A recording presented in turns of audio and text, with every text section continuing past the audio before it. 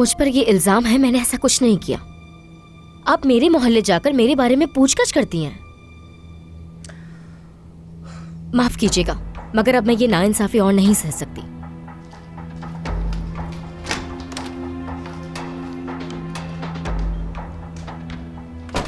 सादिया, उससे क्या बात कर रही थी? क्या हुआ है? और क्या हो सकता है मेरी जान, जल्द ही मेरे और करीम के बीच में एक बहुत बड़ी लड़ाई होने वाली है और उसकी वजह तुम होगी।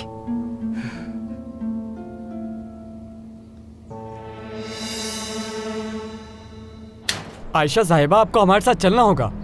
मगर मैंने तो कुछ नहीं किया। और क्या करना था? उस आदमी का सर तो फाड़ दिया आपने। वो इसी के लायक था। कभी आप कहती हैं मैंने कुछ नहीं किया और ये भी कह रही हैं कि वो इसके लायक था। चले, हमारा वक्त जाया ना करें प्लीज। मगर मैं थाने नहीं जाऊंगी आपके साथ। देखें आयशा साहिबा, हमें मजबूर मत करिए, चलिए। बात सुने, मुझे आधी रात को घर से निकाल दिया, जबकि ये घर मेरा है, उसका नहीं। उसकी वजह से तो मेरी अपनी बच्ची भी ये घर छोड़कर चली गई।